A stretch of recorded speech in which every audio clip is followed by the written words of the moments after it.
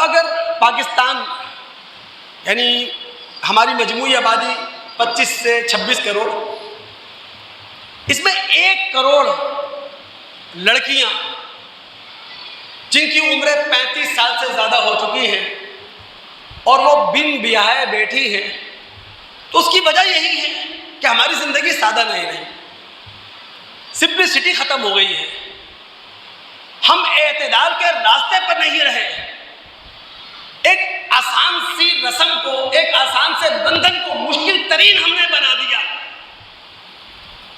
مہنگا ترین ہم نے بنا دیا۔ اب چند لفظوں میں بات کہنا چاہتا ہوں، اللہ تعالیٰ سمجھنے کی توفیق عطا فرمائے۔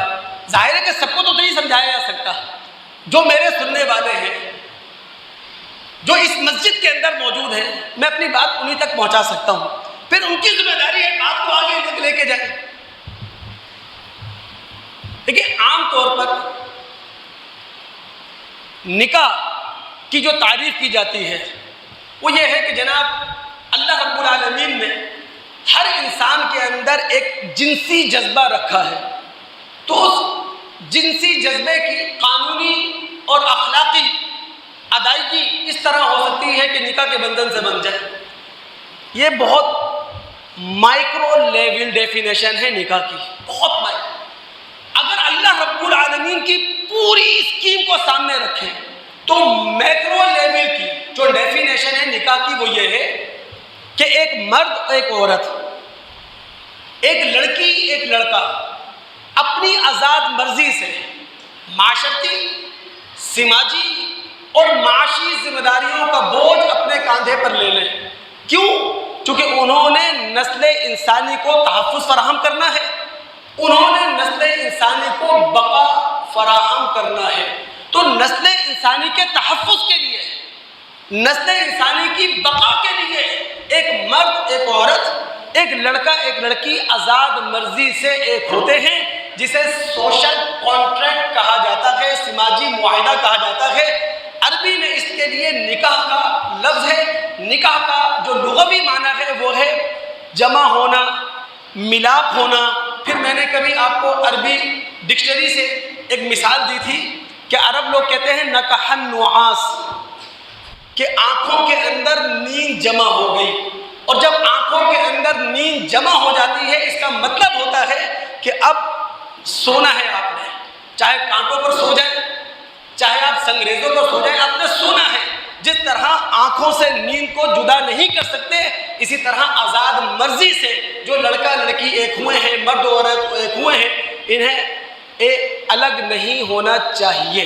یہ معنی ہے نکاح کا۔ اب اس کی سادگی اتنی تھی کہ ہمارے رسول صلی اللہ علیہ وسلم نے کہا اعلنوا ھذا النکاح، اس نکاح کو قابل اعتبار بنانے کے لیے اس کا ڈھنڈورا پیٹو، اس کا اعلان کرو۔ اور پھر کہا وَاجْعَلُوهُ فِي الْمَسَاجِدِ، کہ جناب تمہارا جو نکاح ہو، نکاح کی تقریب ہو، ایجاب و قبول کی تقریب ہو، وہ مسجد کے اندر ہو۔ یہاں دوستوں کو روکوں گا، آپ یقین مانیں اس پر بہت سخت قدم ہم مسلمانوں کو اٹھانا چاہیے اس حوالے سے۔ ظاہر ہے میں بھی نکاح پڑھایا کرتا ہوں، مسجد کے اندر نکاح کا اپنا ایک لطف ہے، اور آپ چلے جائیں باہر ہال میں، وہاں آپ نکاح کا خطبہ پڑھ رہے ہیں، قرآن کی آیتیں پڑھ رہے ہیں، جو دھوم مچا ہوا ہے، جو اتھل پتھل ہو رہی ہے، جو ہنگامہ آرائی ہو رہی ہے، الامان والحفیظ، اللہ کی قسم کبھی کبھی ہاتھ جوڑنا پڑ جاتے ہیں کہ خدا را اللہ رب العالمین کے نام کا اتنا مذاق نہ اڑاؤ، محمد الرسول اللہ صلی اللہ علیہ وسلم کی سنت کا اتنا مذاق نہ اڑاؤ، کہنا پڑ جاتا ہے۔ یہ حالت ہے ہماری، کیمرے اس کی پوری چاق و چوبند کے اندر جو ہے وہ نکاح ہوگا، ابھی رک جائے جناب، ہم نے تصویر لینی ہے سگنیچر کی۔ کیا ڈرامے ہو رہے ہیں، کیا ہنگامہ آرائی ہو رہی ہے۔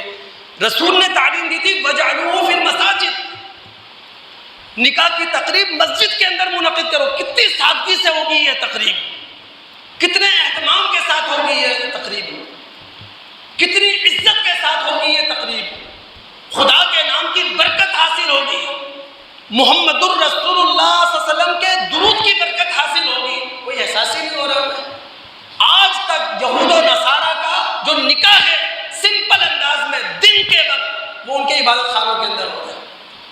ہم مسلمان پتہ نہیں کن سوچوں کا شکار ہو گئے ہیں، کن خیالات کا شکار ہو گئے ہیں۔ تو اللہ کے رسول صلی اللہ علیہ وسلم نے کہا تھا جناب اس نکاح کو قابل اعتبار بنانے کے لیے اس کا اعلان کرو، مسجدوں کے اندر ایجاب و قبول کی تقریب کرو، اور وَاضْرِبُوا عَلَيْهِ بِالدُّفُوفِ، اور دف بجاؤ۔